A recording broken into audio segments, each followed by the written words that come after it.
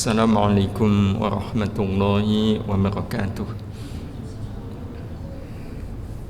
Bismillahirrahmanirrahim. Alhamdulillah wa syukrulillah. Thumma salatu wassalamu ala rasulillah Nabiyyina Muhammad ibn Abdillah wa ala alihi wa ashabihi wa mawala. La hawla wa la quwwata illa billah, amma ba'd. Bapak Ibu jamaah Ashar Masjid Salahuddin yang dirahmati Allah, alhamdulillah dipertemukan kembali oleh Allah di majelis kita ini, majelis Tazkiyatun Nafas, yang sore ini kita ingin bahas tema tentang yakin. Kita ingin bicara soal yakin, yakni yakin antara yakin kinayah dan yakin hakikiyah. Jadi yakin itu ada dua macam, ada yakin kinayah dan ada yakin hakikiyah. Kenapa kita bahas tema ini? Pertama, karena kita semua menyadari kalau hidup ini tidak bisa dijalani kecuali dengan yakin. Ya, karena memang hidup ini nggak bisa dijalani dengan spekulasi. Semua yang kita jalani dalam hidup itu semuanya atas dasar yakin. Ya, sosok yang sekarang jadi ibunya anak-anak itu dulu bapak-bapak memilihnya pakai yakin atau pakai untung-untungan. Kayaknya nggak ada, udahlah adanya itu ya. Kalau baik ya alhamdulillah, kalau enggak ya mau gimana lagi. Kadung ya. Nggak ada ya. Jadi memang hidup ini dijalani dengan yakin. Iya, dijalani dengan yakin. Ya meskipun jalan yang membuat kita akhirnya yakin itu ya macam-macam. Ya, itu cuma metode aja. Nah ini dia cumanya ya, masalahnya ya, walaupun yakin tetap nanti ada masalah. Masalahnya di mana? Ya, masalahnya karena ternyata yakin itu ada dua, ada yakin kinayah dan ada yakin hakikiyah. Ya, selama ini yakinnya kita yakin yang mana? Apa bedanya kinayah sama hakikiyah? Ya, kinayah itu kiasan. Ya, kinayah itu kiasan. Ya, namanya kiasan itu kelihatannya ada tapi sebenarnya nggak ada. Ya, itu kinayah. Jadi kayak pura-pura. Jadi kalau di kitab fikih itu ada istilah talak kinayah, cerai kinayah. Nah, cerai kinayah itu cerai yang masih abu-abu. Jadi nggak bisa diputuskan memang ini terjadi cerai. Jadi contoh cerai kinayah itu ada suami yang nggak tahu karena sebab apa. Ya, dia bilang sama istrinya, ya kamu kalau bosan sama saya, sana pulang ke orang tuamu. Pulang sana, pulang. Atau saya antarkan pulang. Jadi suaminya nyuruh istrinya pulang, kembali ke orang tua. Nah itu jatuh cerai enggak? Nah ini yang kinayah ya. Bisa jatuh cerai kalau memang niatnya cerai ya, tapi kalau karena mangkel aja ya, tidak jadi cerai ya. Nah itu pengertian kinayah. Jadi masih abu-abu. Nah selama ini kita sering mengatakan yakin. Cuma yakinnya kita yang mana Bapak Ibu? Kinayah atau hakikiyah? Tentu kita ingin yakin kita yakin yang hakikiyah. Yakin yang sesungguhnya. Yakin yang sebenarnya. Nah, bicara soal yakin ini, ya, memang ada kaitan sangat erat dengan akidah. Ada kaitan sangat erat dengan akidah. Ya. Nah, kita singgung sebentar apa yang pekan lalu kita sampaikan ya. Apa sih akidah itu? Akidah berasal dari kata aqdun. Iya. Yang artinya ikatan yang kokoh, kuat dan erat. Ya, maka dalam kehidupan muamalah ya, kita mendengar ada istilah aqdun nikah, ya, akad jual beli, akad hutang piutang, akad musyarakah, kerjasama bisnis. Itu artinya adalah ikatan, ya. Yakni ikatan yang kokoh, kuat dan erat, yang membuat yang diikat akan terus berjalan di tempatnya. Jadi kalau sudah terjadi akad nikah, ya udah, akad nikah itu akan terus berlangsung dan sulit untuk kemudian diurai, ya, dilepas. Nah, itu pengertian akidah secara bahasa. Nah, kalau akad itu ikatan kita dengan manusia, nah kalau akidah ya, pengertiannya menjadi berbeda. Tetap artinya ikatan, tapi ikatan yang kokoh dan kuat antara kita dengan Allah yang membuat kita menjalani hidup ini selamanya merasa selalu bersama Allah. Inilah yang akan membuat hidup kita sampai ke Allah. Jadi akidah ini dibutuhkan ya, agar perjalanan hidup kita ini bisa sampai ke Allah. Jadi kalau akad itu ikatan kita dengan manusia, nah kalau akidah itu ikatan antara kita dengan Allah Subhanahu wa taala. Terus kapan terjadinya ikatan akidah antara kita dengan Allah? Jadi ibaratnya kalau akad nikah itu kan terjadi setelah ijab qabul. Akad jual beli terjadi setelah transaksi. Nah, kalau akidah kapan ini terjadi? Terjadinya setelah kita menyatakan iman kepada Allah. Iman kepada Allah. Jadi siapapun yang menyatakan iman kepada Allah berarti sudah terjadi akad antara dia dengan Allah. Nah, akadnya namanya akidah. Disitulah siapapun hidupnya sudah mulai terikat dengan Allah. Sebagaimana kalau sudah akad nikah, suami terikat dengan istri, istri terikat dengan suami. Iman membuat hidup kita terikat dengan Allah Subhanahu wa taala. Tapi bagaimana dengan yang imannya sejak lahir? Ya, kalau imannya sejak lahir, ya akidah itu terjadi setelah dia sadar bahwa saya adalah orang yang beriman. Nah, akidah ini seperti yang kita sampaikan pada pertemuan yang lalu, ya, menjadi sangat penting dalam hidup karena hidup adalah perjalanan mengarungi samudera kehidupan menuju pantai tujuan. Nah, karena mengarungi samudera kehidupan, jelas tidak akan mungkin kita mengarungi samudera kehidupan ini pakai berenang. Udah langsung tenggelam. Ya, butuh namanya perahu. Butuh perahu untuk membuat hidup kita akhirnya sampai ke Allah Subhanahu wa taala. Nah, apa nama perahu ini? Nah, perahu ini namanya iman. Jadi kalau orang hidup beriman, insya Allah, ya, iman ini akan membawa dia sampai pada tujuannya, yaitu Allah Subhanahu wa taala. Ya, karena itu kita semua diajari setiap orang yang beriman itu akan masuk ke surga.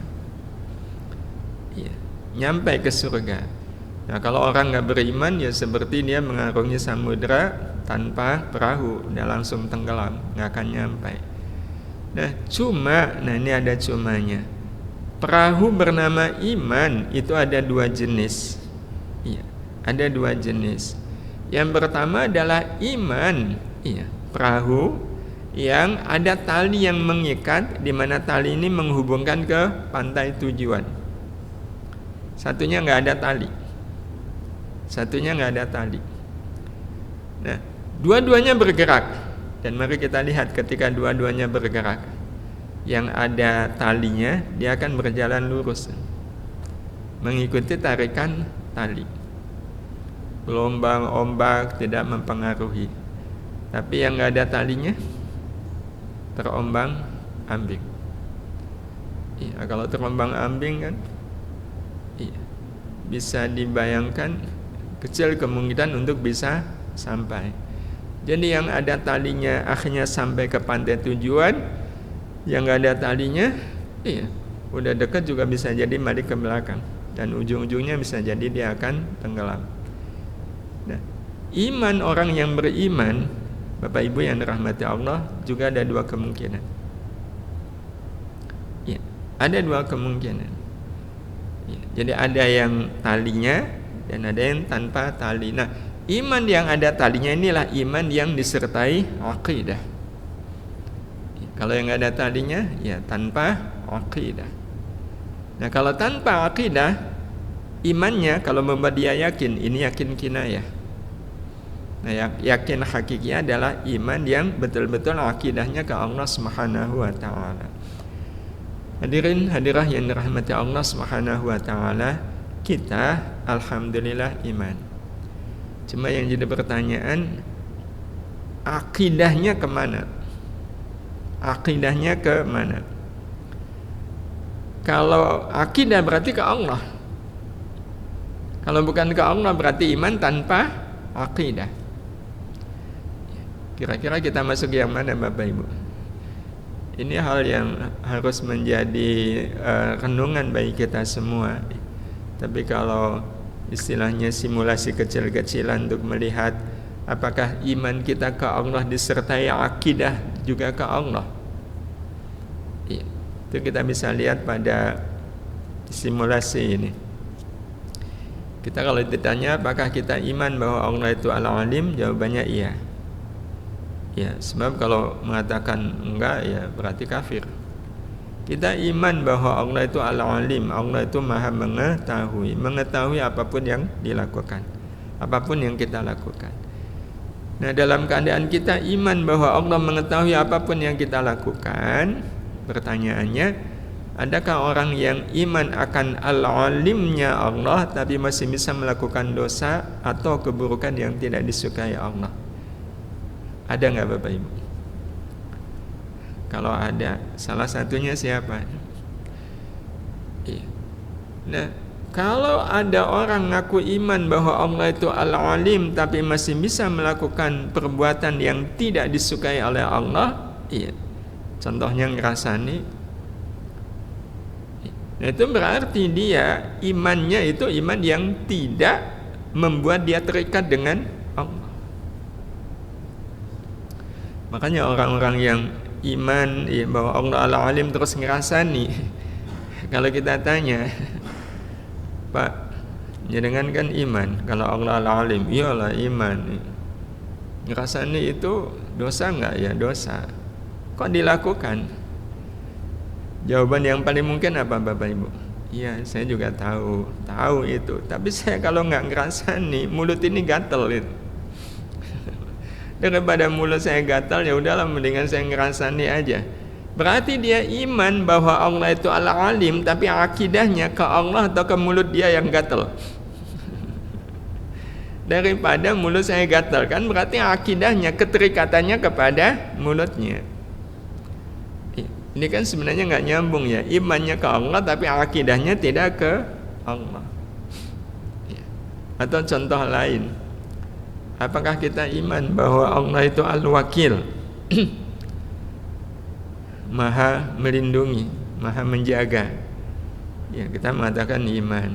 Ya, bahkan kita sering menzikirkannya kan, Hasbunallah wa ni'mal wakil. Hasbuna, cukup bagi kami Allahu Allah. Ya, bagi kami Allah itu cukup. Ya, Allah itu cukup bagi kami. Kalau cukup kan ya udah, berarti tidak butuh yang lain. Udah cukup kan?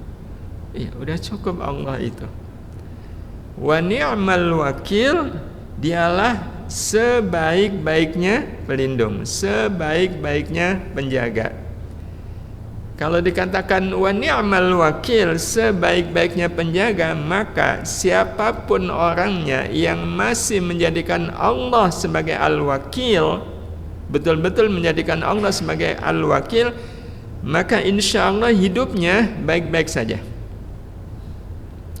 Hidupnya dalam keadaan baik-baik saja selama Tuhannya adalah Allah, karena Allah itu al-wakil.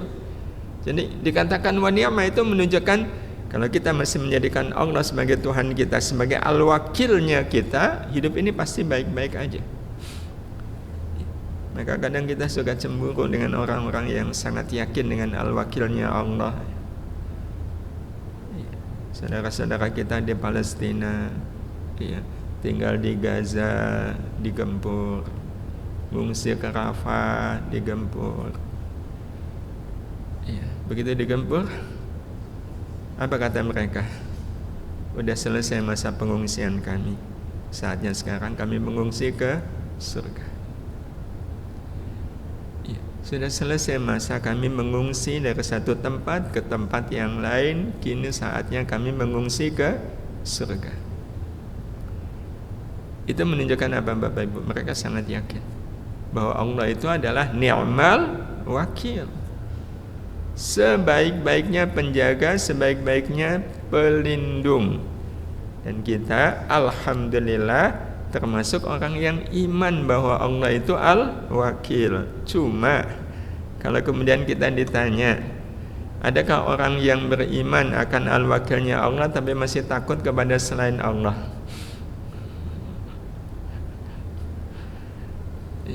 Nggak usah jauh-jauh ya, pulang agak ya belum malam banget sih ya, maghrib lah begitu, harus jalan kaki tapi harus melewati rumah angker gitu. Itu kira-kira ngelewati depan rumah angker langsung gimana Bapak Ibu? Padahal kalau kita ditanya, yakin gak kalau Allah pasti melindungi kita dari segala keburukan makhluk? Yakin. Kalau yakin kalau pas ngelewati rumah angker ini itu langsung gimana? Iya, apalagi kalau ada bunyi kresek gitu, langsung loncat. Iya, berarti kalau begitu kita yakin nggak bahwa Allah itu al-wakil? Yakin kita kepada Allah tidak meyakinkan. Ini yang disebut dengan yakin kinayah. Yakin Allah pasti melindungi, tapi ya gimana yang rumahnya angker, tetap aja takut ya. Padahal ini kalau kita bicara realistis ya, bicara sesuai dengan realitas, sesuai dengan data. Kalaupun, ini cuma kalaupun ya, pas melewati rumah angker ini, kan yang ditakutkan hantu. Terus betul-betul ketemu hantu. Hantunya kelihatan, memperlihatkan diri. Itu resikonya apa? Lari. Larinya pelan atau cepat? Cepat. Nah pada saat itu kan kita justru tahu ya bahwa saya punya potensi lari cepat. Malah bagus nggak Bapak Ibu? Bagus. Oh, itu kan kalau bisa lari. Kalau enggak, resikonya pingsan. Betul? Nah kalau pingsan berarti selesai nggak masalah? Selesai, udah nggak ada masalah, nggak tahu apa-apa. Tapi hadirin hadirah yang dirahmati Allah Subhanahu wa taala ya. Ini simulasi kecil-kecilan ya, tapi kadang itu menggambarkan siapa kita. Iya, bahwa hidup kita ini iya, mengarungi samudera kehidupan ini belum pakai iman yang berakidah. Jadi imannya iman tapi tanpa akidah. Dan itu kan yang kita lihat ya secara umum, dan inilah yang membuat kita ya, karena ternyata kasusnya banyak gitu. Ngaku iman tapi akidahnya tidak ke Allah. Iman tapi akidahnya ke uang. Iman tapi akidahnya ke jabatan. Iman tapi akidahnya ke popularitas. Iman tapi akidahnya ke kelompok. Jadi kalau kelompoknya diusik, oh, dia berang. Tapi kalau yang diusik bukan kelompoknya, tenang-tenang aja. Ya, kita dengan bangsa Palestina kan sama-sama iman. Ya, tapi betapa banyak yang nggak peduli, itu kan urusan bangsa Palestina, nggak ada kaitannya dengan kita. Nah, itu menunjukkan bahwa iman tapi akidahnya tidak menunjukkan iman dia. Nah, ini yang akan membuat hidup manusia itu terombang-ambing oleh ombak, karena memang bicara soal mengarungi samudera kehidupan, Bapak Ibu yang dirahmati Allah Subhanahu wa taala, yang tujuan utamanya adalah Allah, itu kalau imannya tanpa akidah pasti akan terombang-ambing. Kenapa? Karena ombaknya itu ada. Ombak yang bisa menghempaskan siapapun dari tujuan hidup, yaitu Allah Subhanahu wa taala. Ada 3 jenis gelombang nih, waktu kita mengarungi samudera kehidupan ini. Nah, gelombang pertama wujudnya adalah setan. Setan ini kan menimbulkan gelombang dalam kehidupan kita yang tujuannya menghempaskan kita jauh dari Allah Subhanahu wa taala. Dan kalau bicara soal setan, semua kita selalu dikelilingi oleh setan. Kalau kata Allah kan di kanan, kiri, depan, belakang. Ini yang pertama. Nah, gelombang yang kedua, yang ini juga kalau orang imannya tanpa akidah bisa terhempas, adalah gelombang bernama nafsu. Jadi di samping dikelilingi oleh setan, di dalam diri kita juga ada nafsu. Nah, satu lagi Bapak Ibu yang dirahmati Allah Subhanahu wa taala adalah kenyataan hidup. Ada nggak orang yang akhirnya hidupnya terhempas oleh kenyataan hidup? Ada. Waktu senang dia lupa diri, terhempas. Waktu susah dia lupa diri, tenggelam. Nah, ini semua karena Bapak Ibu yang dirahmati Allah Subhanahu wa taala, iman dia tidak diikat oleh akidah. Tidak diikat oleh akidah, yakni ikatan yang kuat dengan Allah Subhanahu wa taala. Kalau betul-betul ada akidah, ini sebagai penutup, ada 3 pengaruh Bapak Ibu. 3 pengaruh akidah bagi hidup yang membuat kita tidak gampang terhempas baik oleh setan, oleh nafsu ataupun oleh kenyataan hidup. Kita berjalan istiqamah di track kita menuju Allah Subhanahu wa taala. Nah, 3 pengaruh itu, yang pertama adalah meyakini semua yang Allah ciptakan itu ada kebaikannya. Jadi ada keyakinan yang sangat kuat semua yang diciptakan oleh Allah Subhanahu wa taala ini ada kebaikannya. Yang kedua, merasakan keagungan dan kebaikan Allah dalam semua ciptaannya. Merasakan keagungan dan kebaikan Allah dalam semua ciptaannya. Apapun yang Allah ciptakan ini menyimpan keagungan sekaligus kebaikan Allah Subhanahu wa taala, itu dirasakan. Dan yang ketiga, tidak punya keberanian untuk menjadikan ciptaan Allah kesempatan berbuat buruk. Inilah 3 pengaruh akidah bagi hidup kita. Akidah yang membuat kita terikat dengan Allah Subhanahu wa taala. Nah, meyakini semua yang Allah ciptakan itu ada kebaikannya, inilah yang kemudian menimbulkan roja. Menimbulkan roja, menimbulkan harapan.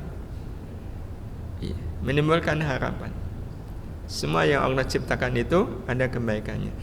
Yang kedua, ini menimbulkan rasa ta'zim, rasa ta'zim kepada Allah Subhanahu wa taala.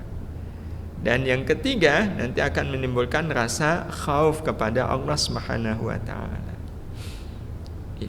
Nah, roja ini Bapak Ibu yang dirahmati Allah Subhanahu wa taala akan membuat kita menyampaikan kepada Allah kalimah Rabbana ma khalaqta hadza batila, ya Allah, tiadalah kau ciptakan semuanya ini sia-sia.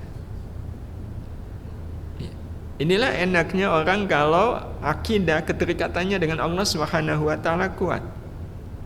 Dia tidak mudah terhempas oleh sesuatu yang mungkin dalam pandangan umum itu sia-sia. Tapi ini kira-kira kalau kita yang mengalami ngisi bensin Pertalite lagi susah katanya, antri itu panjang, tapi nggak ada pilihan yang lain, memang harus antri beli. Setengah jam sih ada ngantri, pas giliran kita habis. Kita bilang apa? Sejujurnya kita bilang apa Bapak Ibu? Sia-sia ngantri. Nah itu berarti dia akidahnya ke apa itu? Akidahnya ke nafsu dia, bukan ke Allah. Ya, bukan ke Allah. Kalau ke Allah mengalami kejadian seperti ini, apa yang diucapkan? Rabbana ma khalaqta hadza batila. Enggak sia-sia ya Allah, enggak sia-sia. Bapak Ibu ikut kursus apa gitu ya, kursus singkat ya, demi untuk kenaikan pangkat semisal ya. Udah dijalani, ada biayanya, harus ninggalin keluarga gitu. Iya, udah selesai ternyata nggak jadi. Wah itu ujian. Itu ujian akidah itu. Sejauh mana kemudian kita tetap mengatakan ya Allah pasti nggak sia-sia, pasti nggak sia-sia. Tapi ini kan betul-betul akan menguji ya, sejauh mana keterikatan kita itu dengan siapa, dengan setan, dengan nafsu, atau dengan kenyataan hidup, atau dengan Allah Subhanahu Wa Taala. Berbuat baik ke tetangga, tapi tetangga nggak baik sama kita, itu sia-sia nggak Bapak Ibu? Banyak yang mengatakan sia-sia. Tahu gini, rugi saya berbuat baik kepada tetangga. Nah Allah mengajari kita untuk mengatakan Rabbana ma khalaqta hadza batila. Nah kalau ta'zim diungkapkan dengan apa? Subhanak. Iya, Subhanak, Maha suci Engkau ya Allah. Kata Subhanak atau Subhanallah itu kalau di beberapa ayat itu diucapkan ketika kita melihat satu hal yang tidak disukai oleh Allah. Ya, semisal orang-orang kafir menuhankan manusia, kan yang dikatakan oleh Allah, ya, kita disuruh mengatakan Subhanallah, Maha suci Engkau ya Allah dari dipersekutukan seperti itu. Ini ungkapan ta'zim ke Allah Subhanahu wa taala. Ya, ta'zim kepada Allah Subhanahu wa taala. Nah, Subhanak ini juga sebenarnya merupakan ungkapan kita nggak suka dengan segala kemungkaran. Kita nggak suka dengan segala kemungkaran. Hadirin hadirah yang dirahmati Allah Subhanahu wa taala, kalau kita ditanya apakah Bapak Ibu suka dengan kemungkaran, jawabannya nggak suka. Tapi terus ditanya apa yang membuat kita nggak suka dengan kemungkaran? Nah ini sebenarnya nanti akan ada kaitannya dengan akidah. Apa yang membuat, ya, misal kita lihat ada orang bergaul bebas, selingkuh, pacaran, itu kita nggak suka. Yang membuat kita nggak suka apa? Yang membuat kita nggak suka adalah karena mereka melakukannya di bumi Allah. Bumi ini kan milik Allah, sementara kita punya rasa ta'zim kepada Allah. Makanya kenapa Nabi Ibrahim menghancurkan berhala-berhala itu? Sebenarnya yang membuat Nabi Ibrahim menghancurkan berhala-berhala karena tidak rela Allah yang maha segala-galanya kok dipersekutukan oleh manusia dengan berhala. Allah itu maha agung, maha agung. Jadi apa yang dilakukan oleh Nabi Ibrahim itu adalah wujud dari ta'zim beliau kepada Allah Subhanahu wa taala. Bukan semata-mata benci kepada berhalanya, bukan, tetapi dikaitkan dengan keagungan Allah Subhanahu wa taala. Jadi kalau contoh sederhana, seandainya di Masjid Salahuddin ini, ya, siang-siang jam 2 itu ada 2 orang bukan suami istri. Ya, kita tahu bukan suami istri, pacaran di masjid ini, pegangan tangan. Kita rela nggak? Nah yang membuat kita nggak rela apa? Dia melakukannya di masjid. Nah, iya kenapa? Di masjid kok nggak rela? Karena masjid adalah rumah Allah. Itu yang membuat kita nggak rela. Jadi yang membuat kita nggak rela adalah karena melakukannya di rumah Allah. Nah kalau kita nggak rela melakukan itu karena ini adalah rumah Allah, kalaulah mereka melakukannya di luar, kan di bumi, buminya milik Allah. Ya Allah, engkau kan ya. Apalagi kalau kemudian kita tahu mereka iya, badan juga pemberian dari Allah, makan juga rezeki dari Allah. Itu yang membuat kita nggak rela. Hadirin hadirah yang dirahmati Allah Subhanahu wa taala, dan khauf ya, ungkapannya adalah faqina azabannar. Ya. Lindungi kami dari azab neraka. Nah, dari sini Bapak Ibu yang dirahmati Allah, kita jadi memahami iya, tali yang mengikat hidup kita dengan Allah haruslah perpaduan antara simpul roja, ta'zim dan khauf kepadanya. Jadi ibarat tali yang kuat itu kan pasti simpul dari sekian banyak tali digabung menjadi satu. Itu kan kokoh sekali. Nah, tali yang menghubungkan kita dengan Allah, yang mengikat hidup kita dengan Allah, harus ada simpul roja, ta'zim dan khaufnya. Yang kalau ketiga simpul ini ada, maka akan lahirlah apa yang disebut dengan hubbullah, cinta kepada Allah. Ya, cinta kepada Allah Subhanahu wa taala. Dan kalau sudah cinta kepada Allah, itu ikatannya amat sangat kuat antara kita dengan Allah Subhanahu wa taala. Ikatan kita sangat kuat ya dengan Allah. Ikatan cinta ini kan ikatan yang sulit untuk dilepas. Makanya ketika ada akad nikah antara suami istri yang saling mencintai, itu kan sulit untuk dilepas. Ya, sulit untuk dipisahkan. Maka kalau kepada makhluk bisa ada cinta, kenapa kemudian kadang belum ada cinta antara kita dengan Allah Subhanahu wa taala? Maka Allah Subhanahu wa taala memberikan ciri orang yang beriman itu adalah alladzina idza dzukirallahu wajilat qulubuhum. Apabila disebutkan nama Allah, tergetarlah hatinya. Nah, tergetar di sini tergetar oleh apa Bapak Ibu? Tergetar oleh roja, ta'zim dan khauf. Jadi getaran yang muncul pada orang yang beriman pada saat nama Allah disebutkan adalah getaran langsung roja, ta'zim, khauf menyatu. Nah, menyatunya roja, khauf dan ta'zim inilah yang tadi kita katakan akan menimbulkan hubbullah, cinta kepada Allah, di mana Allah Subhanahu wa taala juga menyebutkan tentang orang yang beriman, cirinya adalah walladzina amanu asyaddu hubban lillah. Dan orang-orang yang beriman itu amat sangat mencintai Allah. Hubbullah. Inilah yang harus ada dalam kehidupan kita. Kalau kita ingin kita beriman kepada Allah, dan ikatan kita juga adalah ikatan kepada Allah. Akidah kita adalah akidah kepada Allah Subhanahu wa taala. Mudah-mudahan menjadi renungan bagi kita untuk kembali melihat sejauh apa cinta kita kepada Allah Subhanahu wa taala. Dan ya Allah wa iyyakum, ini saja Bapak Ibu yang kita bisa sampaikan di kesempatan kajian sore hari ini. Mohon maaf atas segala salah dan khilaf. Kita akhiri subhanakallahumma wa bihamdika asyhadu an la ilaha illa anta astaghfiruka wa atubu ilaik. Assalamualaikum warahmatullahi wabarakatuh.